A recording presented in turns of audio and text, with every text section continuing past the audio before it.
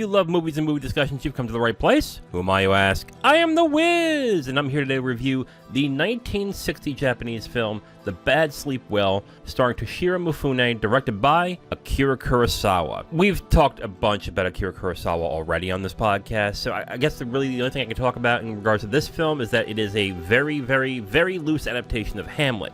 But again, it's more of the backbone of the movie, I would say, than anything that strictly abides by that story. So if you're expecting a literal translation and interpretation of a Hamlet from this movie, I would gauge your expectations a little lower on that end. Let's get into it. Let's get into the review of The Bad Sleep Well, directed by Akira Kurosawa. But before that, let us get into the plot. Koichi Nishi, who is played by Toshiro Mifune, is the illegitimate son of a former executive of the public corporation. 5 years previously, his father committed suicide that he believed was under the behest of Vice President Iwabuchi, played by Masayuki Mori. Koichi infiltrates public corporation by marrying Iwabuchi's crippled daughter, Yoshiko, played by Kyoko Kagawa, with the intention of exposing the public corporation and taking down everyone involved in his father's suicide. And now that we got to the plot, let's get to my 3 points. And my first point is this is a twisty, corpo noir revenge flick. I think one of the most interesting things about this movie, it mixes elements of corporate movies, basically movies about people who work at corporations. Think of Company Men, think of Margin Call,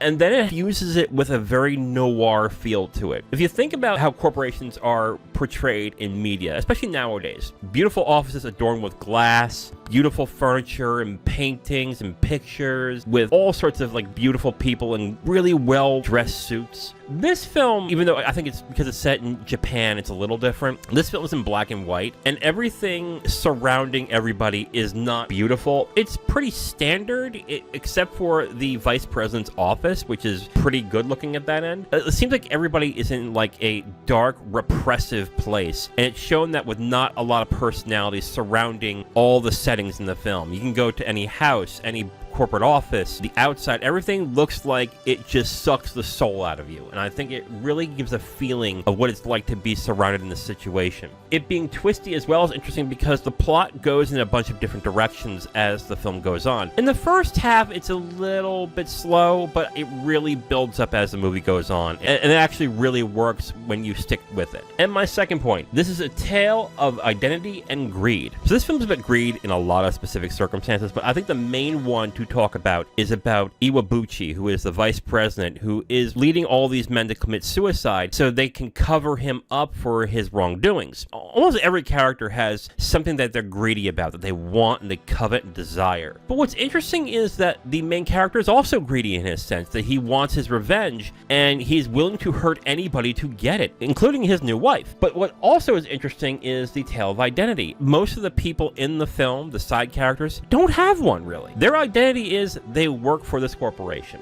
Now, this could be a lot about the culture surrounding Japanese corporation culture and all that. I would have to ask Zero for that information. I think that was a very interesting thing to really show into the movie as well. The only two people that show any semblance of a personality are the one on top and the one looking to get rid of the guy on top. But this also is a tale of identity when it comes to the main character too, which I'm not going to spoil. So I would say if you want to check out why that is, definitely check out the movie. And my third point, it's a bleak story about loyalty. A lot is said in this movie about loyalty to the corporation, loyalty to your family, loyalty to your wife, loyalty to your friends, your father. This is a film that shows the enormous downside to being loyal. There are characters in this movie that know Iwabuchi is doing a lot of bad things, namely his son. But because he loves his father, he doesn't know what to do. That's the blindingness of loyalty. Same thing with Nishi. He is loyal to his father, but then you question why that is. And again, I will not spoil why I would think that you would question that. But it's definitely an interesting film that shows the dark side of being loyal to somebody who may not give it back to you in return. So I think this film is a great movie that shows a lot of different themes. And these are the three main ones that I wanted to talk about. And here are the footnotes for The Bad Sleep Well. And my footnote is, can evil only be vanquished when evil is used by good people. This is a big theme in the movie that I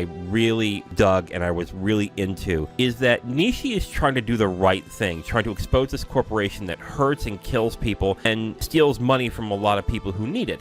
But in order to actually infiltrate these people, he himself has to do some pretty nasty and screwed up things. And the film kind of asks throughout the entire film, how far is Nishi going to go to do this? Or is he going to have to employ the same tactics, or even worse, that the corporation is doing to take them down? Is he willing to do the things that he hates them for doing in order to take them down? Does that make him a hypocrite? Does that make him somebody that is just as bad? The film doesn't answer that question for you, but it definitely asks that question and asks you to figure out what you feel about it. Definitely something I thought about throughout the entire film, and I think it does a great job of showing. Overall, I highly recommend The Bad Sleep Well. This was a really good movie. There is something about Akira Kurosawa films that I definitely noticed when I watched this film.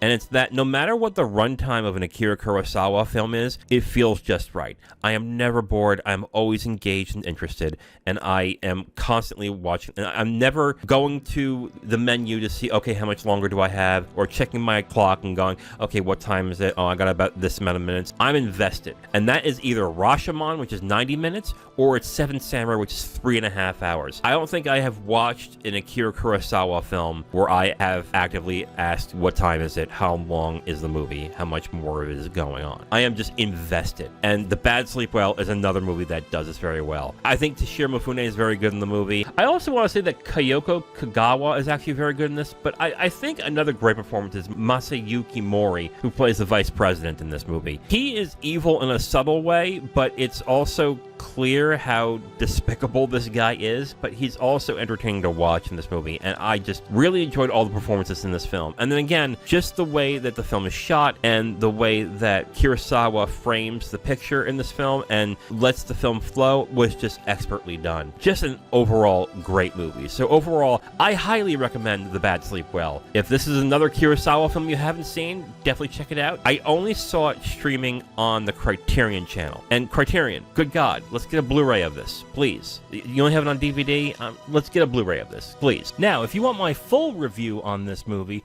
you can go to my website at IamTheWiz.com. You'll have my full written review right on the site, along with a link to the video that has this review that you've just listened to. Thank you for listening to this review. If you want to know what we're reviewing in the next couple days, you can look on the screen right now to see what's coming up next. If you liked what you heard, go ahead and leave a like on this video. If you want to discuss your opinion on the film or the review itself, please leave a comment. And if you want to hear more, subscribe to the channel. Thank you again for listening. I will talk to you next time.